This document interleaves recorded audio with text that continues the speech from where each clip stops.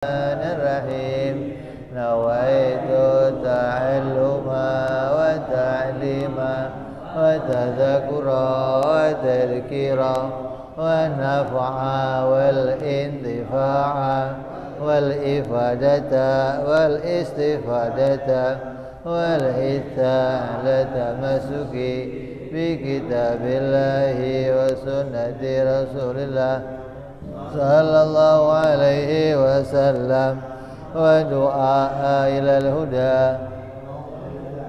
على الخير ابتغاء مرضاته به وثوابه وحسن الخاتمة مع اللطف والعافية وصلاح العاقبة.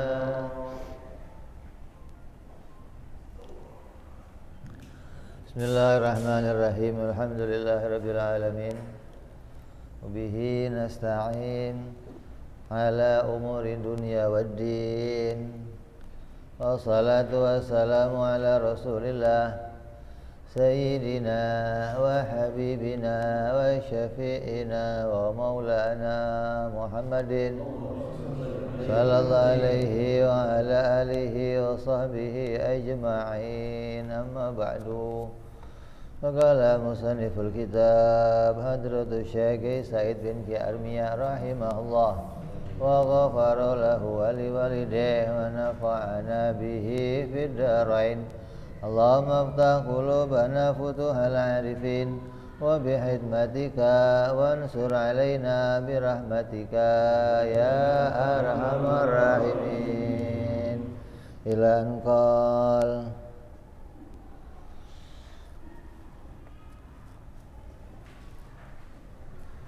Kemarin sudah kita bahas tentang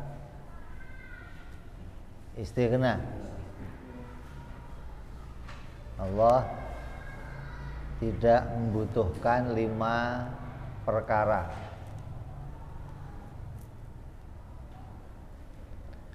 Yang pertama, istighna anil fa'il, tidak butuh kepada yang menciptakan.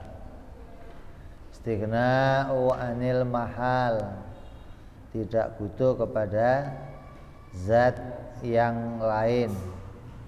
Allah esa dan berdiri sendiri. Yang ketiga, istighna'u anil mukammil, tidak butuh pada yang menyempurnakan. Yang keempat, istighna'u anil maf'ul, tidak butuh pada yang diciptakannya. Yang kelima, istighna'u anil wasithah, Allah tidak butuh perantara. Allah tidak butuh siapapun membantunya di dalam menciptakan segala sesuatu.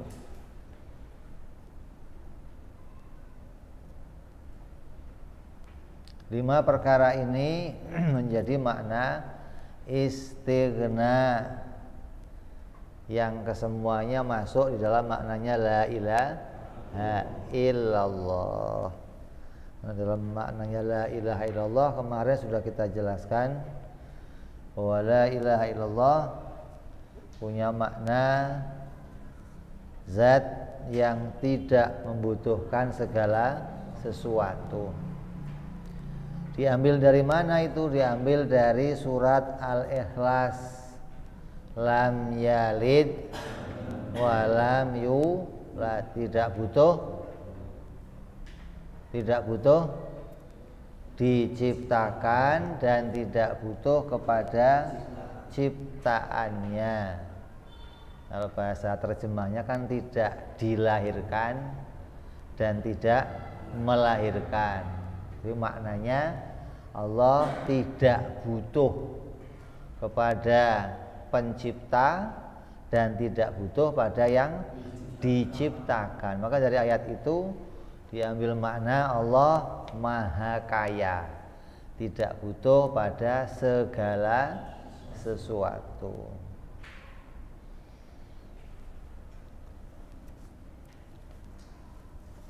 Terus setelah kita jelas 5 makna ini, yang kesemuanya masuk dalam maknanya la ilaha illallah, maka kita masuk dalam makna kedua, makna atau definisi ketuhanan yang kedua, yaitu iftikar, diberikan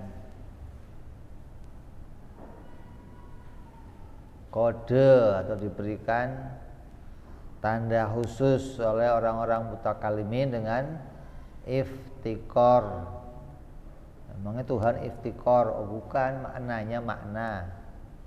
Artinya makna iftikar bahwa seluruh makhluk itu membutuhkan kepada Allah Subhanahu wa ta'ala. Diambil dari makna apa ini? Diambil dari makna Allahus Somad. Allah itu zat yang dibutuhkan oleh segala sesuatu. Allah itu zat yang bisa mencukupi segala kebutuhan hamba-hambanya. Maka disebut dengan apa? As-Somad.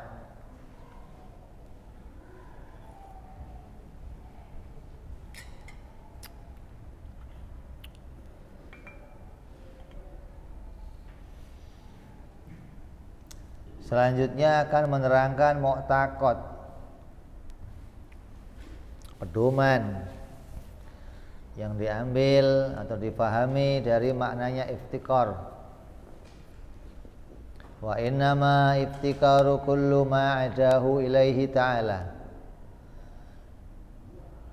fahuwa yujibu lahu ta'ala al-hayatu wa umumul qudrati wal iradati wal ilmi id law intafa syai'un minha lama amkana ayyujada syai'un minal hawadith. Artinya adapun wajibnya butuh segala sesuatu selain Allah,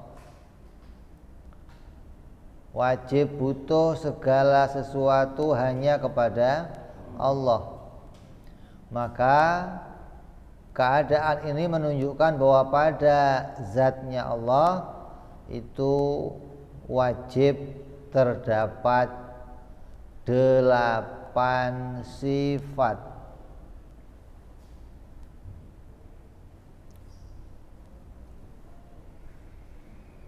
yaitu kudrat, iradat, ilmu, hayat, qadiran, muridan, aliman, dan hayyan.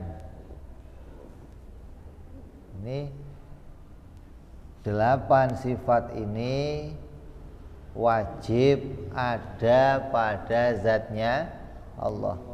Apabila 8 sifat ini enggak ada, bagaimana? Maka ya Allah tidak dibutuhkan oleh yang lain.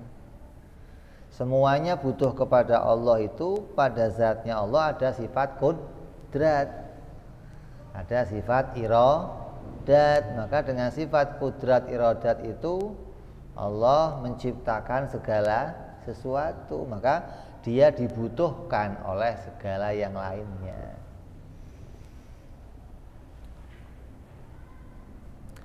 Ilmu, hayat, walaupun dia bukan sifat takdir, tapi ini bagian dari sifat kerja. Artinya di dalam menciptakan pasti ada 4 ini. Tidak mungkin sesuatu yang menciptakan kurang dari 4 ini, nggak mungkin. Apa? Kudrat, iradat, ilmu, hayat. 4 ini. Hidup, berilmu, berkehendak, dan berkuasa. Hilang satu saja, kamu nggak bisa kerja.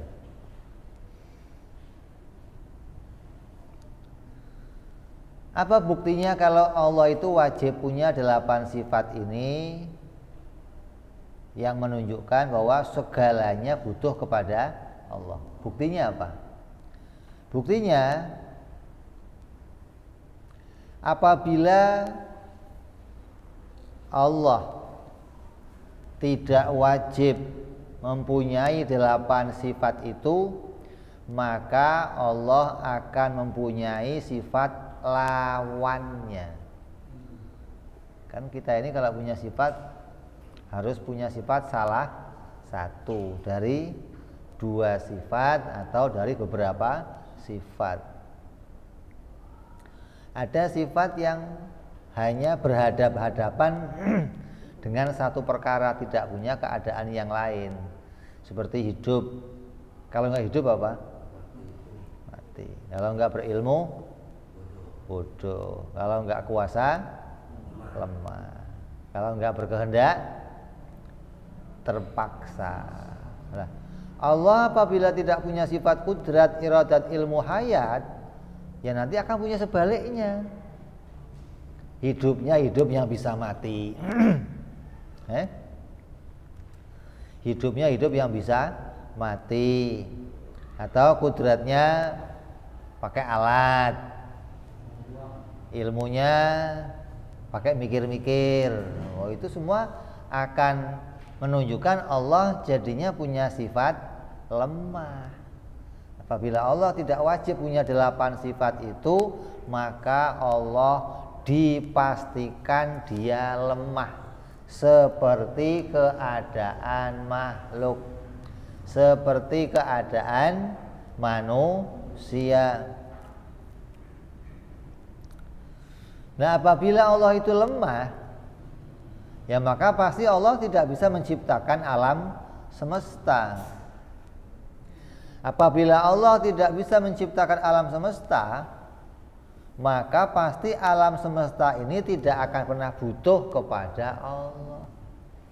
Wong dia dibutuhkan itu karena bisa menciptakan segala sesuatu, maka semuanya butuh kepada dia. Selainnya dia tidak bisa menciptakan apapun. Jadi nggak ada makhluk bisa menciptakan sesuatu dari makhluk, nggak ada. Makhluk hanya bisa punya pingin, makhluk hanya bisa berusaha. Adapun hasil, adapun yang tercipta, adapun yang muncul, semuanya atas kehendak Allah, semuanya atas kudratnya Allah, semuanya diciptakan oleh Allah. Dari situlah semuanya butuh kepada Allah. Tapi apabila Allah itu lemah, kemudian tidak bisa bikin alam, berarti alam ini ya nggak akan tercipta.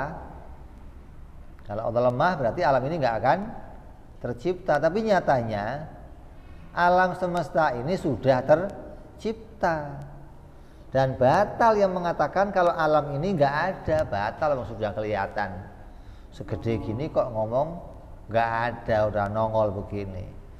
Maka kalau sudah bisa menciptakan yang begini gedenya, alam sudah diciptakan, ya berarti dia pasti punya 8 sifat: kudrat, iradat, ilmu, hayat,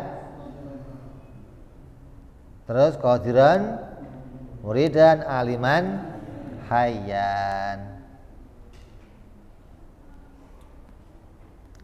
Ya, jadi wajib punya 8 sifat ini, dan sudah kita buktikan dengan argumen yang jelas. Argumen itu apa argumen? Apa bedanya dalil sama argumen?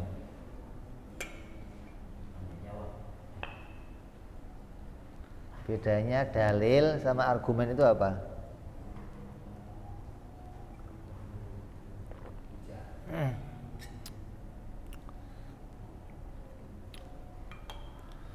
Orang kalau dengar kata argumen kayak debat. Hah? Ada orang saling debat. Beda. Debat itu apa? Debat itu dua orang yang saling mempertahankan keyakinannya tanpa bukti. Itu debat namanya. Satu ngomong, dua orang punya pendapat. Yang satu mengatakan barang ini mahal, yang satu ngomong barang ini murah. Ribut. Itu namanya debat. Yang ngomong mahal nggak punya alasan, yang ngomong murah itu debat namanya. Jadi mempertahankan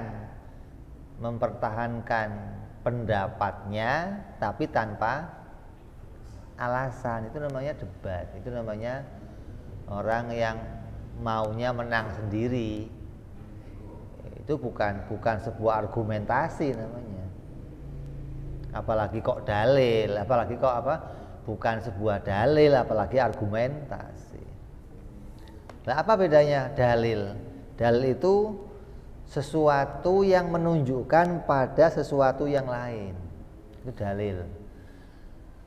Alam raya ini menunjukkan adanya yang menciptakan. Itu dalil namanya. Jadi orang kalau mau membuktikan sesuatu, mau menunjukkan sesuatu, ya menggunakan dalil. Ini kok begini apa? Ini buktinya. Kamu kok kesini? Ini buktinya. Ini buktinya. Nih bukti ini mau menguatkan apa yang jadi pendapat kamu. Itu namanya bukti. Nah, yang kita pakai ini apa namanya? Argumen. Beda lagi. Bukan bukti.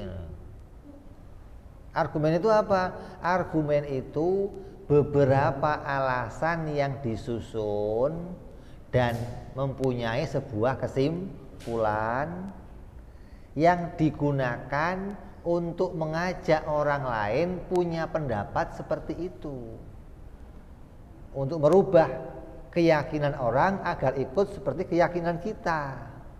Itu namanya argumen. Beda sama dalil. Dalil mau kamu ikut monggo, nggak ikut monggo. Tapi kalau argumen, saya kasih kamu alasan dan saya kasih kamu bukti agar kamu ikut pendapat saya. Gitu. Itu namanya argumentasi. Jadi orang yang berargumen itu nggak pernah ngotot. Kenapa? Karena punya alasan-alasan yang bisa diantarkan hingga jadi kesimpulan. Ya tadi nih, Allah dibutuhkan oleh segala sesuatu. Wah, tidak ada yang dibutuhkan oleh makhluk selain Allah, nggak ada. Nah, saya pingin kamu pikirannya seperti itu. Saya pingin kamu punya keyakinan, punya pendapat seperti apa yang menjadi pendapatnya para ulama. Inilah definisi ketuhanan. Gimana caranya? Ya, punya alasan. Apa alasannya kok Tuhan dibutuhkan oleh segala sesuatu? Ini alasannya apa? Dibangun dari alasan apabila tidak memiliki 8 sifat ini, maka pasti punya lawannya. Ya kan? Kalau Allah tidak punya 8 sifat ini, maka akan punya lawannya. Kalau Allah punya lawannya, maka berarti Allah lemah, seperti makhluk. Kalau Allah lemah, berarti nggak bisa bikin langit bumi. Kalau nggak bisa bikin langit bumi, berarti Allah itu tidak dibutuhkan oleh makhluk. Nah, sebab Allah dibutuhkan makhluk, kenapa? Sebab Allah dibutuhkan makhluk karena bisa bikin langit bumi. Bisa bikin langit bumi, kenapa? Karena mempunyai 8 sifat, iradat, ilmu, hayat, qadiran, muridan, aliman, hayyan. Ini bagian sifat fi'il, sifat yang berkaitan sama menciptakan. Maka hanya kepada Allah lah zat yang punya kudrat, iradat, ilmu, hayat. Semua makhluk itu butuh. Emangnya nggak ada zat yang lain Beb yang butuh? Nah, setelah ini kita masuk. Wa yajibu lahu ta'ala al-wahdaniyatu.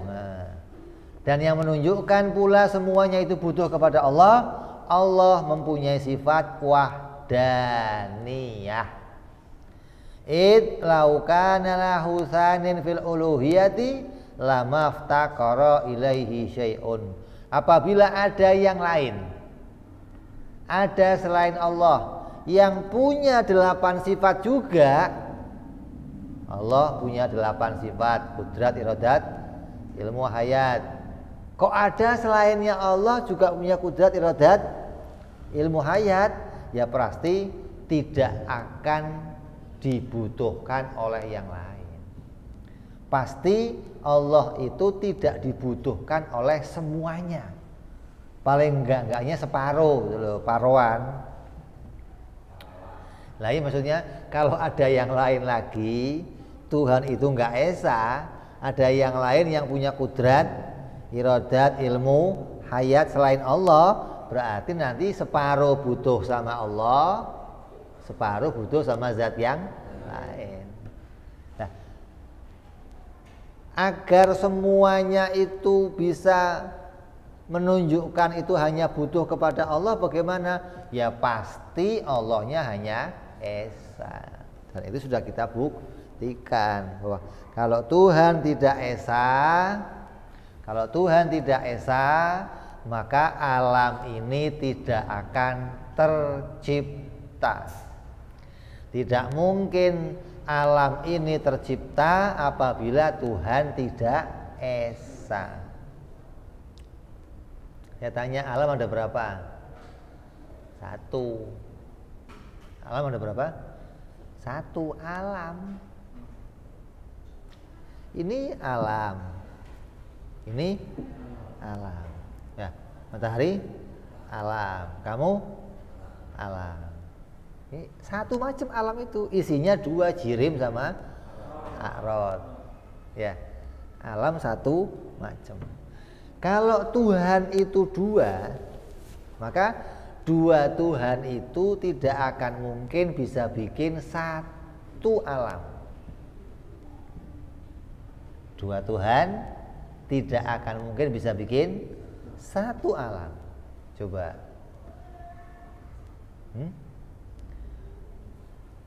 Kalau ada 20 pena dipakai nulis, akan hasil coretannya berapa? Coba 2 pena suruh menghasilkan 1 coretan, bisa nggak? Bisa, yang 1 nganggur, Beb. Atau gantian. Kalau dua-duanya kerja, hasil coretannya berapa? Alam ini ada 1 matahari. Yang bikin ya harus 1 Tuhan. Kalau yang bikin 2 Tuhan mau bikin matahari 1, mataharinya nggak mungkin muncul. Matahari nggak bisa diciptakan oleh 2 Tuhan. Yang bisa menciptakan matahari yang 1 itu hanya 1 Tuhan. Kalau 1 Tuhan mau bikin matahari 1 bisa, 2 bisa, 3, 1.000.000 bisa, 1.000.000.000 bisa.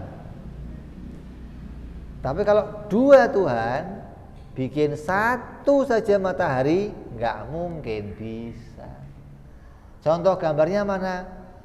2 ayam mengeluarkan 1 telur. Kalau 2 ayam sama-sama nelor, telurnya berapa? 2. Nggak mungkin telurnya 1, nggak mungkin. Oh, satunya istirahat, Beb. Oh, istirahat. Terus yang 1 gimana? Nanti kalau yang 1 capek, satunya baru kerja gantian. Kalau ada Tuhan yang gantian, berarti dia hanya dibutuhkan oleh sebagiannya, dan yang 1 dibutuhkan oleh sebagiannya. Ini bukan Tuhan. Tuhan itu harus as-somad. Nah, ini bahwa semuanya hanya butuh kepada Dia.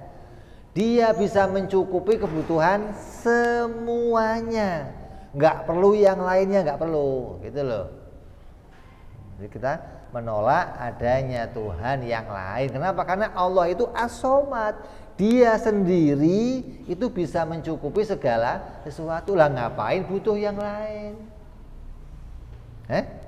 Ada butuh anak, ada butuh istri, ada butuh perantara. Mana bisa? Mana butuh Tuhan yang begitu?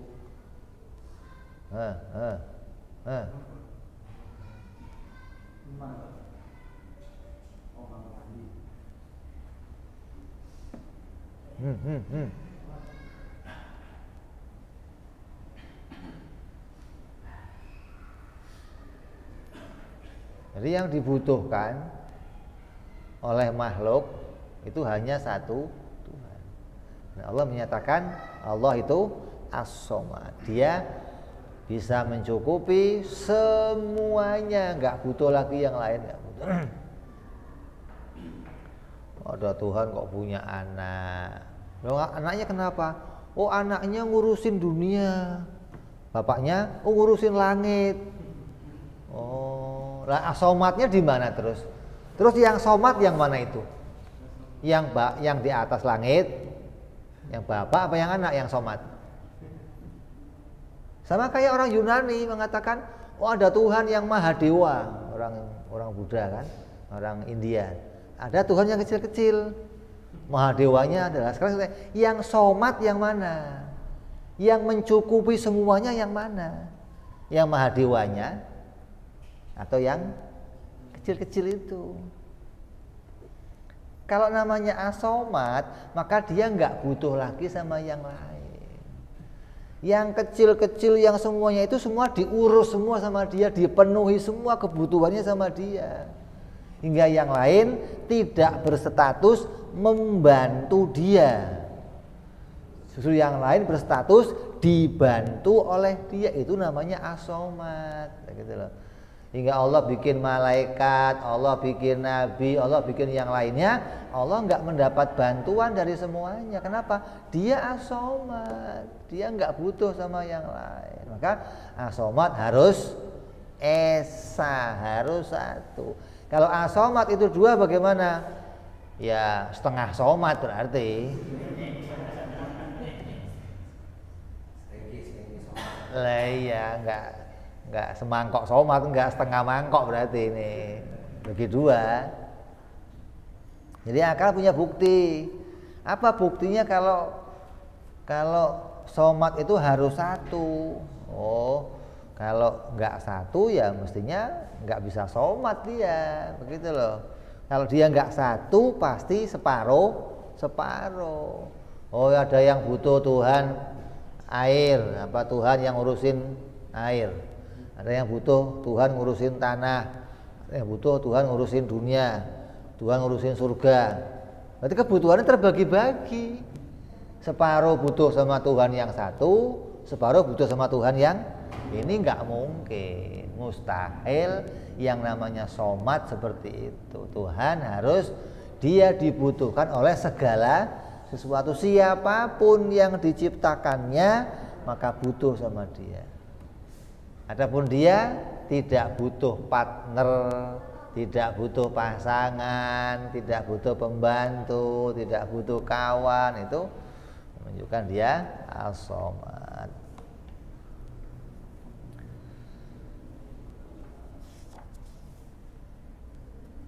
Apa argumentasinya?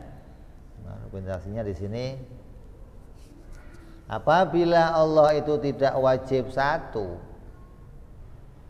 Kalau tidak wajib satu, berarti boleh dua, boleh tiga, boleh empat. Kalau nggak wajib satu, berarti boleh lebih dari satu. Kalau boleh lebih dari satu, berarti dia bukan as-somad. Dia tidak dibutuhkan oleh semuanya. Kalau dia mau dibutuhkan oleh semuanya, dia harus satu. Kalau dia kok ada dua, maka dia tidak bisa jadi somad, maka pasti terparuh kebutuhannya pada keduanya. Bagian butuh yang lain. Maka as-somad itu harus satu. Apabila tidak satu, maka pasti dia bukan as-somad karena akan terparuh kebutuhannya. Dan apabila ke Allah itu tidak somad, apabila Allah itu bukan somad atau ada yang lain yang dibutuhkan, ya berarti Allah itu lemah. Karena selainnya Allah pasti makhluk. Kalau Allah tidak yang somad, berarti Allah itu lemah. Apabila Allah itu lemah, maka tidak akan tercipta alam semesta. Karena nggak ada lagi yang somad, nggak ada lagi yang ngaku dia pencipta segala sesuatu. Hanya Allah lah zat yang mengakui sayalah pencipta segala sesuatu. Yang lain selainnya Allah tidak ada yang mengakui kalau dirinya adalah yang menciptakan segala sesuatu. Nah, dari mana Allah mengakui penciptaan alam ini? Ya dari utusannya. Utusannya Allah yang datang kepada kita, yang menyatakan bahwa dia utusan Allah dan memberitakan bahwa pencipta langit bumi ini namanya adalah Allah. Dia Esa, dia Tunggal. Ini datangnya utusan ini memberitahu kita namanya. Ya kalau ada ngomong, oh bukan namanya bukan Allah, namanya si anu. Nama itu nggak bisa kita karang sendiri. Nama itu harus datang dari yang punya nama, ngasih tahu nama saya fulan, nama saya fulan, nama saya fulan. Coba kalau kamu iseng-iseng nanya orang Kristen, coba namanya Tuhan itu siapa? Siapa? Nggak tahu dia. Dia hanya tahu Bapak doang. Ini siapa Bapak? Namanya siapa nggak tahu. Bapak. Kamu punya abah, mau panggil abah. Abah kamu namanya siapa? Enggak abah, kamu namanya siapa? Abah. Enggak namanya siapa? Abah. Masa nggak ada namanya sih? Ya nggak tahu gimana sih? Orang nggak tahu gimana? Nah kalau kita dikasih tahu namanya nih, Asmaul Husna, Rahman, Rahim, Malik, Kudus. Dari mana taunya? Dari utusannya yang datang. Nah kamu kok tahu dia utusannya bagaimana? Oh itu nanti bicara pembuktian dengan apa? Mukjizat. Tiap-tiap yang menjadi utusannya Allah, maka dia pasti pemegang mukjizat. Jadi akal bisa membuktikan, akal bisa menemukan paham bahwa pencipta itu harus Esa. Maka dia akan dibutuhkan oleh segala sesuatu.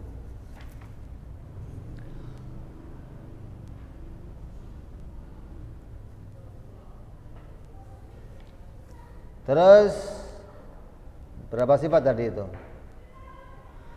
8 tambah 8 tambah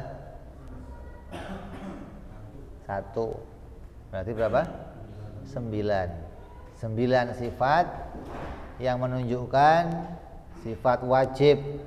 Allah wajib punya 9 sifat itu yang menunjukkan dia dibutuhkan oleh segala sesuatu.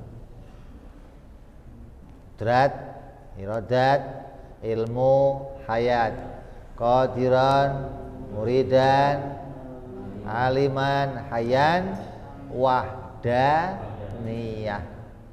Berarti 9 sifat yang menunjukkan Allah itu dibutuhkan oleh segala sesuatu atau Allah As-Somad. Ini dari kita ambil tadi dari mana? Dari sifat yang wajib. Kalau wajibnya 9, berarti mustahilnya berapa? 9. Jadi sifat wajib yang masuk dalam maknanya iftikar atau maknanya somad itu ada 9. Maka yang mustahil juga ada 9. Jadi wajibnya 9, mustahilnya 9. Terus jaiznya, dan diambil atau difahami juga dari perkataan as-somad atau iftikar. Maksudnya butuh kepada Allah tiap-tiap segala sesuatu selainnya Allah, maka masuk dari perkara jaiz ini 2 sifat maf'ul. 2 jaiz maf'ul, yaitu wa yu'khadhu minhu aidan hudutsul alam bi asrihi. Wajib baru alam semesta secara keseluruhan. Mustahil ada di antara alam ini yang tidak baru. Buktinya Allah itu somad. Buktinya semua ini butuh kepada Allah. Buktinya apa? Buktinya apa? Kalau semuanya butuh kepada Allah, buktinya apa? Buktinya kalau semuanya ini butuh kepada Allah, buktinya apa? Semuanya baru. Itu baru dibaca sih. Wa yu'khadhu minhu aidan hudusul alam bi asrihi. Baru bagi alam semesta secara, tandanya apa itu? Tandanya apa?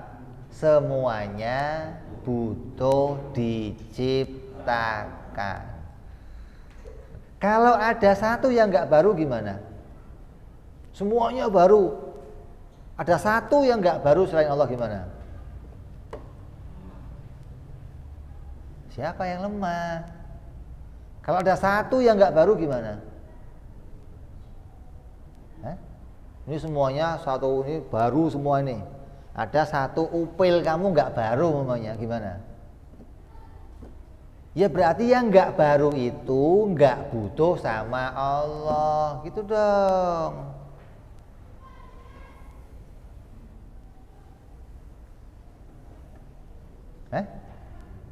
Yang jadi bukti semuanya butuh kepada Allah karena semuanya baru. Barang baru itu nggak bisa muncul dengan, jadi pasti butuh kepada Allah. Kalau ada yang nggak baru gimana? Berarti nggak butuh diciptakan sama Allah. Kalau ada satu yang nggak butuh diciptakan sama Allah, berarti Allah bukan somad. Ya kan? Berarti ada yang butuh pada yang lainnya, atau ada yang berdiri sendiri yang seperti Allah juga yang nggak butuh diciptakan. Ada Tuhan, Tuhan, Tuhan. Tuhan ini nggak butuh sama Tuhan ini. Tuhan yang ini nggak butuh sama Tuhan yang ini. Yang lainnya butuh semua. Berarti bukan Tuhan. Kenapa? Ada sesuatu yang wujud tapi nggak butuh sama dia. Itu bukan somad. Somad itu ya semua yang wujud selain dia pasti butuh sama dia. Itu namanya somad.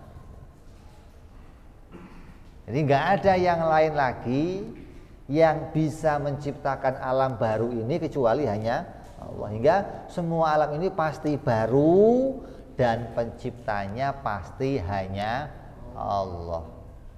Ini makna yang diambil dari perkara jaiz. Maka di dalam jaiz ada maknanya apa? Alam ini harus baru secara keseluruhan. Mustahil alam ini, mustahil alam ini kalau nggak baru apa?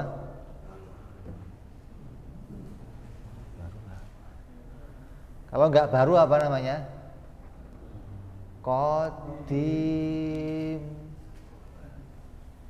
Tiap hari ngomong polisi, apa diganti kantor polisi aja sekarang, jangan kodim. Kamu kodim bingung, ganti kantor polisi lah gitu. Masa kodim melulu, Beb? Kalau nggak baru kodim, mustahil di dalam alam ini ada yang kodim selain Allah. Kalau ada yang kodim selain Allah berarti dia nggak butuh sama Allah. Kalau dia nggak butuh sama Allah berarti Allah bukan somad. Dan Allah mengakui dirinya Allahus somad, berarti tidak ada selainnya Allah yang kodim, nggak ada. Selainnya Allah pasti baru. Selainnya Allah pasti diciptakan oleh Allah. Itulah makna somad. Dia dibutuhkan oleh segala sesuatu. Terus yang kedua apa? Wa yu'adhu minhu aidan alla ta'thira li syai'in minal kainati fi athari ma bi tab'ihi. Ini bi quwwatihi kali ini.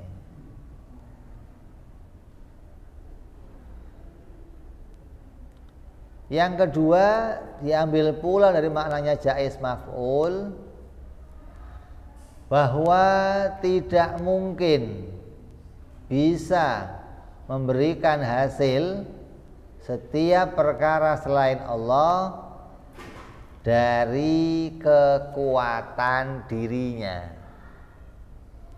Allah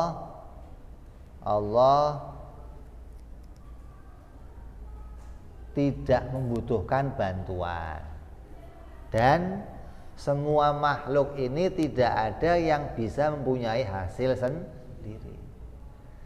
Gak ada satupun makhluk yang bisa mempunyai hasil dari perbuatannya.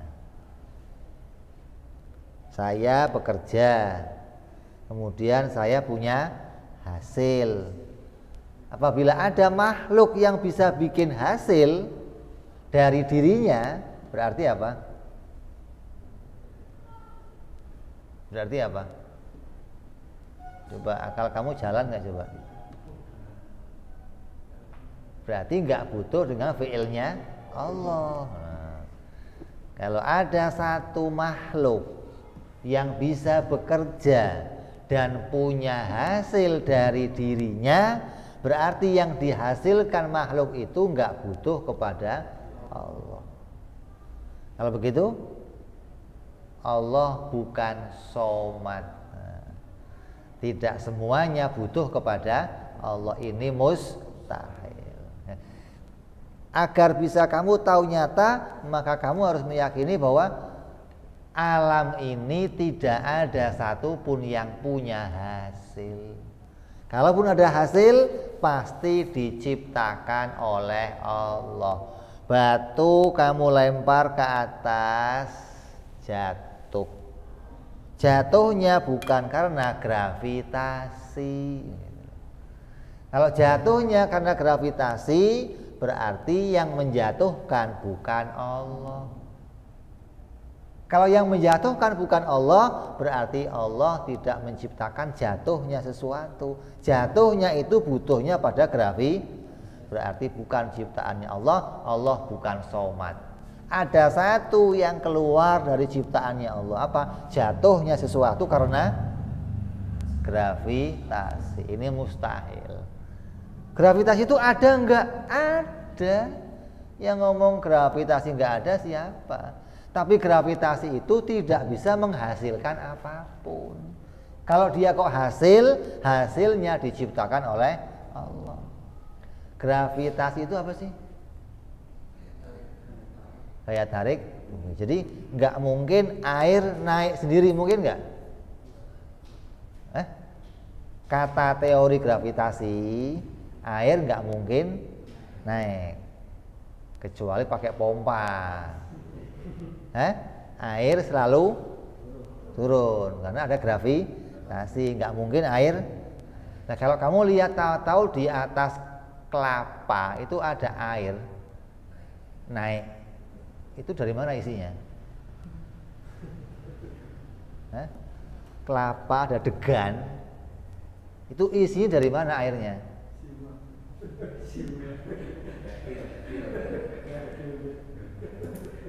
Hah? Itu air dari bawah naik ke atas. Ini melawan sistem gravitasi. Lah kamu mikir loh sedikit tuh. Ini orang bule ini harus ke bawah.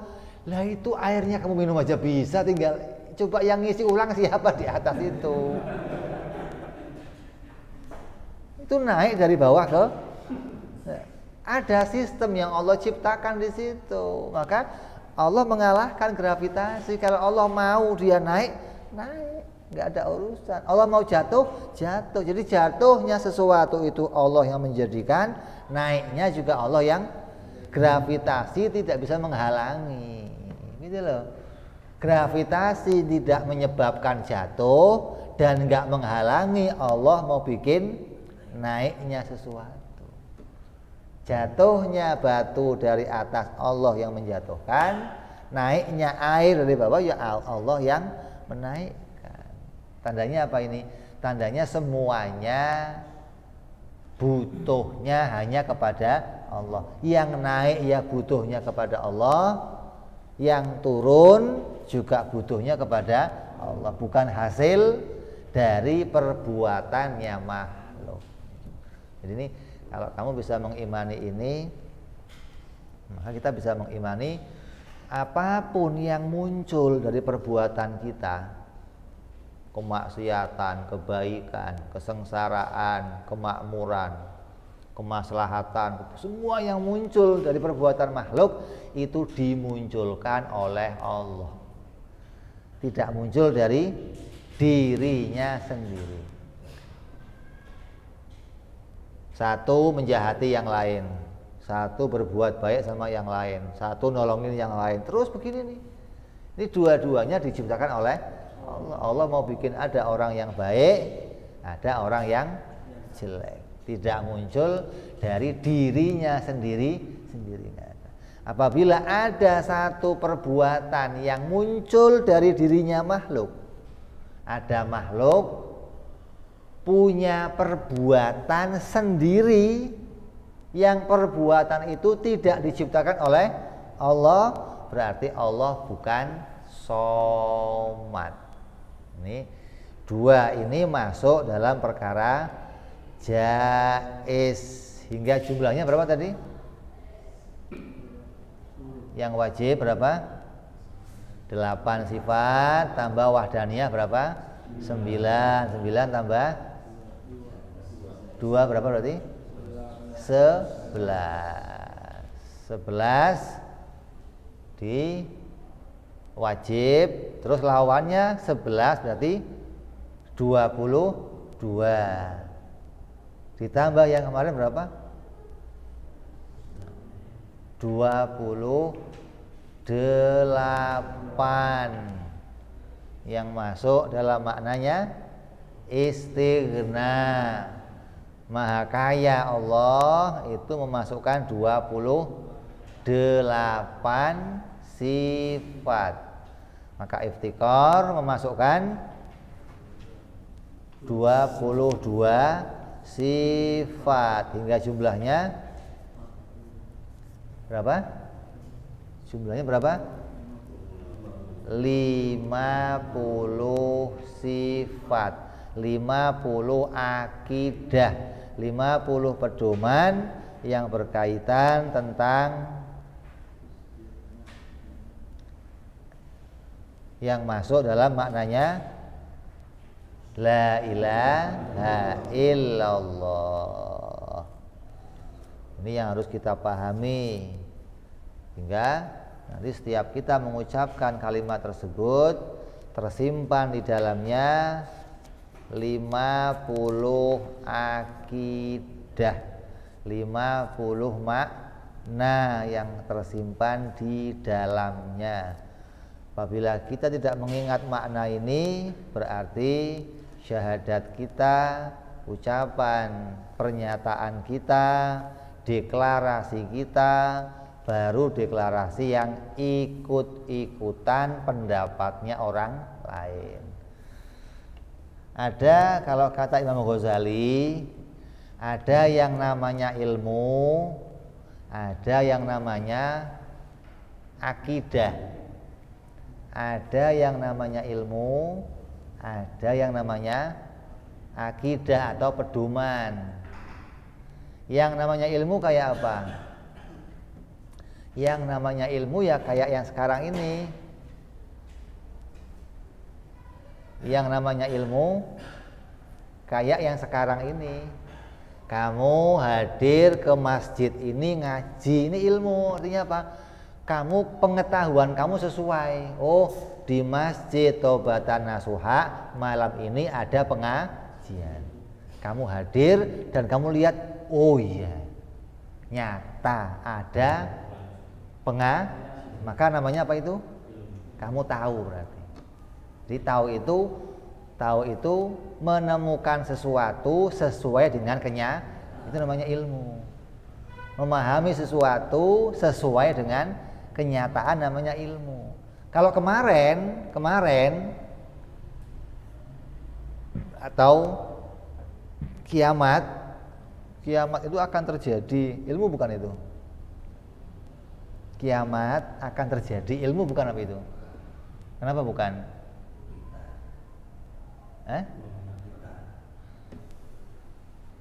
Ini hari apa ini? Jumat. Kemarin hari apa? Kamis. Kemarin kamu dikasih tahu pes, nanti malam pengajian. Namanya apa itu? Ilmu. Saya nggak nanya nama ilmu bukan. Hah?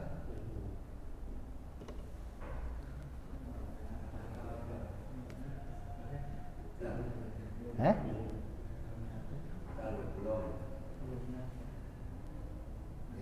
Kalau malam ini kamu hadir ke sini dan melihat, oh ada Habib yang datang, ada santri pada kumpul, oh bener di masjid ada pengajian.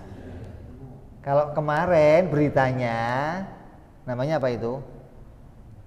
Namanya mu'taqad, akidah. Namanya pedoman, kamu hanya baru tahu pedomannya doang, besok ada jadwal taklim. Itu belum jadi ilmu. Kayak ini sifat 20. Kamu kenal Allah 50 sifat. Ini pedoman. Yang pedoman ini akan kamu temukan kenyataannya. Kalau kamu kok ketemu Allah, yang akan kamu lihat, yang akan kamu jumpai, ya yang kamu pedoman ini. Sebelum kamu berjumpa dengan Allah, tetap ini jadinya pedoman. Sesuatu yang kita pegangin, yang kalau kita jumpa dengan kenyataannya akan seperti ini keadaannya. Hari Rabu kamu dengar malam Jumat pengajian, itu kamu pegangin doang, pedoman namanya. Oh, saya mau ngaji ah. Ngapain ngaji? Ada pengajian. Mana taunya? Ini itu pedoman namanya. Begitu malam Jumat kumpul orang, gurunya datang mulai pengajian, oh itu namanya ilmu. Kamu temukan kenyataannya. Apa yang kamu pedomani kemarin, kamu temukan kenyataannya. Nah, kalau orang nggak paham ini, maka berarti tidak ada yang dipedomani dalam dirinya. Ketika dia berjumpa dengan Allah, apa yang mau diketahuinya?